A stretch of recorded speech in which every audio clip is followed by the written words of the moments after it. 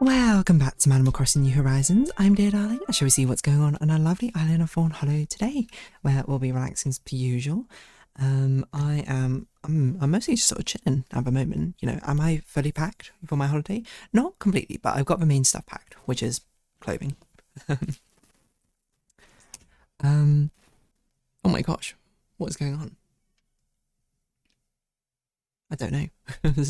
I think I was messing with my microphone thing.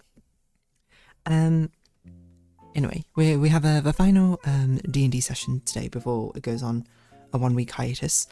Hello everyone, right now in Fawnhallow, 6:25 PM. What is going on? Are you hearing that, or is that just me? Hold on, how do I mute myself and adjust this?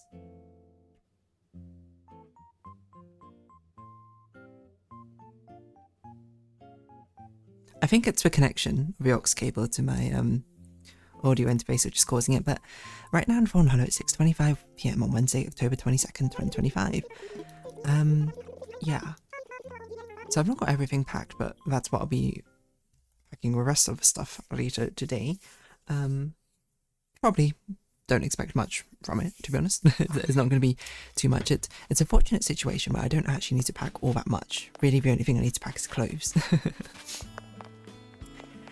Which, to be fair, is a lot of the time of what you need to pack, but this time I don't really need to pack much of the way of toiletries and stuff. I guess my makeup and my contact lens solution, that's probably about it. But yeah, we're gonna have a final D&D session before it goes on hiatus. Well, not hiatus, a 1 week break. I was considering taking like a 2 week break for it, to be honest, but now I also was thinking, but December is going to be basically just the entire D&D thing will go on hiatus for like 3 or 4 weeks probably. I'm trying to think what I did last time. I think basically from halfway through December I just took a break into the new year, which I'll probably do again, to be honest. So I'm just like, you know, I won't take a 2 week break, you know, even though I'll come back and it'll be like pretty difficult, I think. Let me think, because it'll be this day. Yeah, because I was like, maybe I'll take a 2 week break, but I was like, no, I shouldn't. You know, let's get as much D&D as we can in now, because when it comes to December, January, we'll be taking quite a long break, to be honest. But it does mean that, like, I'm not super sure. Like, I kind of have an idea of what's going to happen in this D&D session, but the thing is, it's gone to a point where I'm like, this part I've not really thought about as much compared to other things, because obviously, like, we've spoken about it before. This part of a campaign wasn't intended to be this early. I understand why the players made this choice and it makes sense, but they ended up going down a different path, and I was like, okay, well, this is something I've not fully fleshed out what the details are yet exactly. I have a general idea what's going to happen, but the thing I'm realizing when I'm planning this is like, I'm not sure what else to do for this, because a lot of this is going to be quite survival based and a lot of it's going to be quite combat heavy, which is fine, I think, but there's also like, I'm realizing a few flaws which didn't really come up in like my conceptual planning. One being that I don't really have many monsters left in Foundry to do. So I was thinking, I was like, oh, maybe I should like buy like a module or something to actually get some more monsters in. And you might be like, why don't you just use your own custom monsters? I like having the convenience of having them in Foundry, you know, as long as it's like not that expensive. I wouldn't mind paying for digital like copies of these modules. But it's also like, but now I need to also think about like the structure of how things are going to be, because this part of the campaign should be theoretically a bit more survival focused, but at the same time I'm like, I don't want to make it too survival focused because it's not been something which I think the players have engaged with too much, nor do I think it's a bit unfair to introduce it in now. So I'm like, maybe we can make it more exploration, more sort of like monster of a week type business, which I think is fair with some threat of survival aspect coming in, and it's a difficult thing to answer because I'm basically like, this is something which we've not done throughout either of the campaigns really, so having to do it now is sort of like a kind of wish I had like a big break to really sort of ponder over how it's been, but instead I've just been even more busy and had very little time to ponder over it. It's okay because it's not quite in full swing yet. Like, I know what's probably going to happen in this first session, in this start of a session. Annoyingly, there's a lot of like personal dream sequence sessions, sequence things which are lined up in a row, which need to happen, which don't need to happen necessarily. But they were waiting for a trigger, and the trigger basically happened all at the same time, and I was like, okay, fine, whatever, I guess. But yeah, it's a bit weird from DM perspective, because it's like, this makes sense to engage with this mechanic, the survival exploration mechanic of D&D, but it doesn't really make much sense to like inject it in and be like, oh, surprise, this is what the campaign's like now. So I'm trying to think of the best way to do it, and I think probably what I settled on is they're not going to do much in the way of survival exploration, of like actually navigating or managing too much in the way of resources. They'll have to manage resources, as in to a certain degree, but that will probably be more relevant later. But they'll be discovering, I think, areas essentially later on. Because I'll be honest, I don't really know how to run survival without management resources, and that seems like an absolute pain to keep track of if you've not been doing it since then, essentially. And I don't want my players to disengage, so I think I'm leaning into like more of a direction of like, let's just have some fun with it. Maybe this is the place to be like, there are going to essentially be no consequences, or very few consequences for things they do here, because the things they do here are in a remote enough sort of like disconnection from the rest of the main landmass or stuff, that things will probably not have a trickle-down consequence that I can think of that other places might do. The other downside as well is I'm not going to really have as many NPCs to really interact with, which means that they basically only have each other for a while. So I'm also got from a DM perspective, like, how many weeks, how many sessions do I want this pilgrimage to take? And probably it's going to have a lot of sort of like jumping forward in heads of days and nights and things where things don't happen. Like, I'm trying to like basically generate a big list of like random interesting encounters, like small things, but it is also pretty difficult at the same time. But yeah, that's basically it. You know, should have also divided. I didn't realize why I didn't do this before, but I should do combat encounters, story encounters, exploration encounters, fluff encounters. So combat encounters being ones where they actually just, the goal is fight something. Story being like the goal is to reveal something about the greater plot or one of the characters' plot. Exploration being like the goal is to look into something and maybe discover a bit more about the lore in some way. So kind of like story encounter, but not so much. It's more so like dungeon crawling. And fluff encounters are basically just weird encounters. That's probably what would... Oh, I just thought of a great... So maybe it shouldn't be story encounters. Maybe it should be like... roleplay encounters. Might be a better way to put it than exploration ones. I thought of a great roleplay encounter, which I don't know how I didn't think of until just this moment.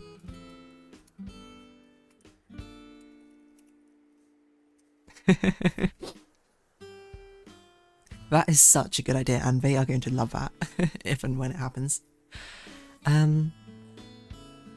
So yeah, it's gonna be me. But the thing I did want to talk about was the fact that it was an interesting thing which one of our friends in our sort of like friend circle submitted. Oh, did I title today's YouTube video? I didn't. Oh no. I just saw the notification and I was like, I don't think I did that. Let's do it now then. What do we do in this video? I don't even remember what happened.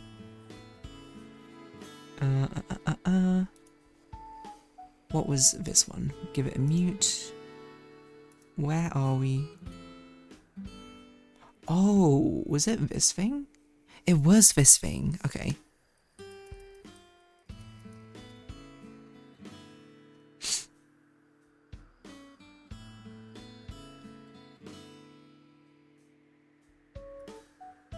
Let's see.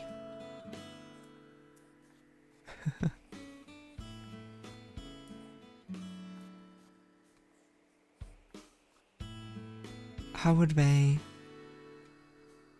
translate it into Chinese? Because this one, I don't actually know what it's called in Chinese, to be honest. This is a featured answer, okay. What does it say? is... Should I be doing this in middle? Probably not.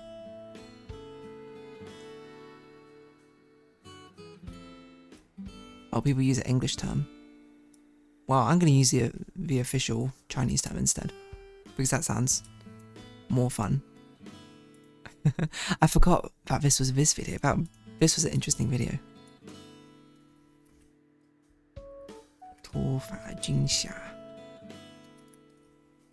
I've never heard of this term before in Chinese. Anyway, okay, sorry. Did that in the middle of an Animal Crossing video. No, the interesting thing they shared was basically a survey, a quiz, being like, oh, this is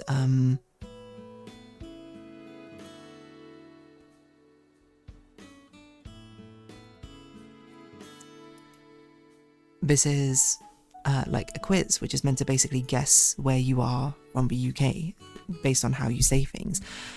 And it had some very interesting questions. I don't know if I still have my things open somewhere. Oh, I do. Okay. So I can tell you how I answered some of my things.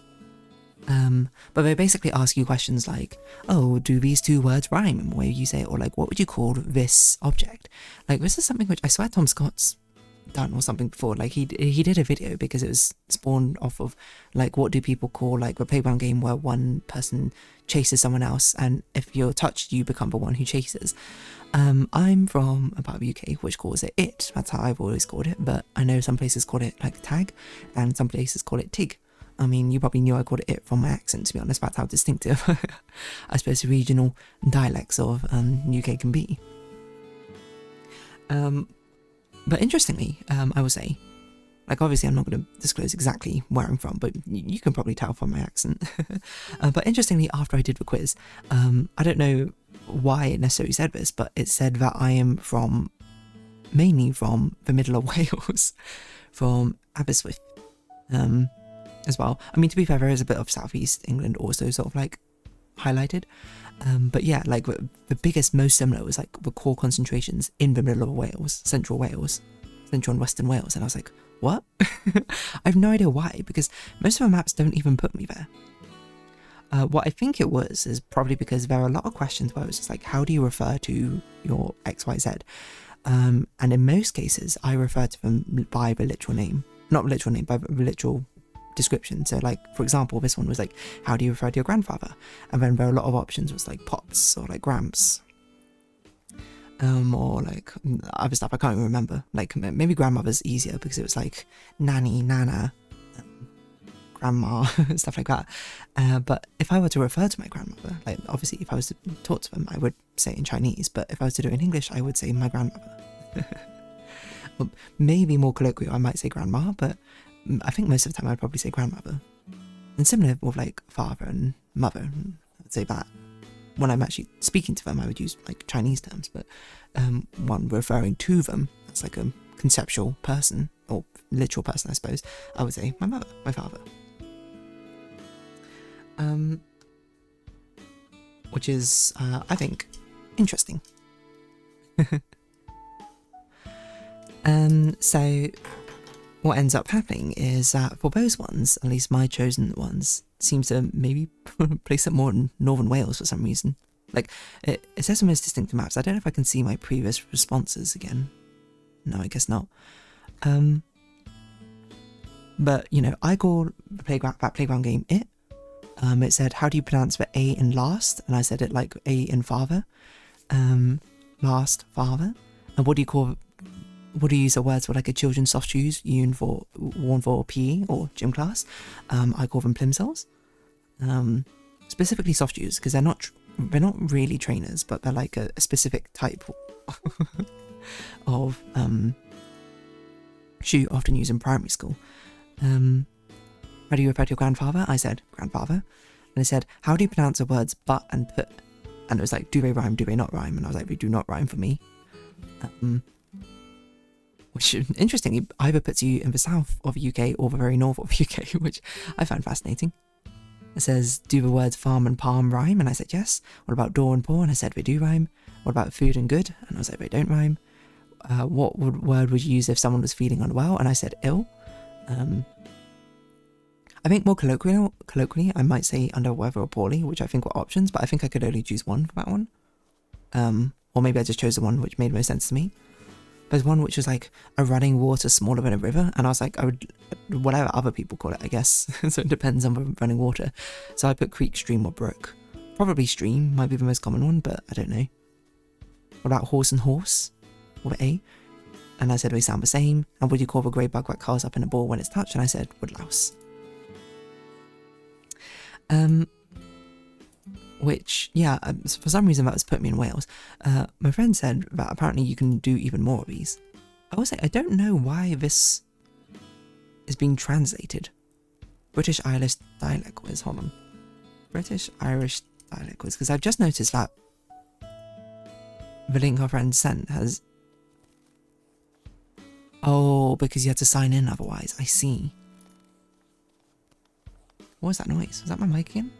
Oh no, it was a grasshopper. So yeah, apparently you can do more questions. I don't really know how, but it's like you had to put in your thing. So a lot of my other friends did it as well. And to be honest, it seems like the place I've been placed is actually pretty good.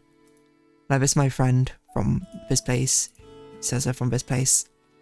My friend who was my high school friend, obviously, so we grew up in similar locations, has been given a more accurate, I would say, representation of where they're from. And also called me out for some reason. And saying, Dear Darling is excluded from it because she's going to have to put old one instead of mother. Well, how do you refer to your mother? Actually, for that one, mother wasn't one of the options. The options are mama, mum, mum, mummy, mummy, and old one, more. Mummy, old lady, old dear, and I have. So I put in mother, like, as a custom option, because I was like, like, maybe mum? Sometime? Like, I don't know. I mean, most of the time, I would say the Chinese equivalent of mum, which would be ma. My other friend. I assume that's accurate? I don't actually know, to be fair, where she grew up.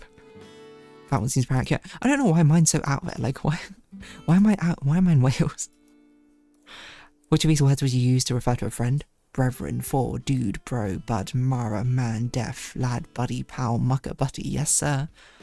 None of these I would say. I would say friend. Out of enemies, I would say... Unironically, oh no, probably pal, I think. Pal or brethren. Well, not really any of those. His friend. That seems pretty accurate, to be honest, to him. There's a lot of these. What would you call someone who gets a ride on the back of someone else's bicycle? Saddler, tan, backer, dubby, dubious, bunk, crocker, croggy, plant, paggy, piggyback? I don't know any of these. I'd say maybe like hitch a ride or something. No, I don't know if I'd say that. I don't think I have a word for it. What do you call a little creature that crawls along the ground carrying a spiral shell on its back? Snail, of course. Apparently some people call it Shalakibuki or Dodman. What? Those can't be real. Is that a thing? Shalakibuki. Oh, it's an Irish slang for a snail. Or somewhere in Ireland. In Waterford.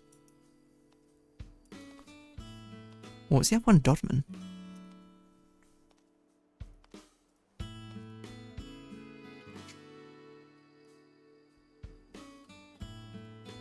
Local English vernacular for a land snail. Oh, Norfolk. Okay, I see.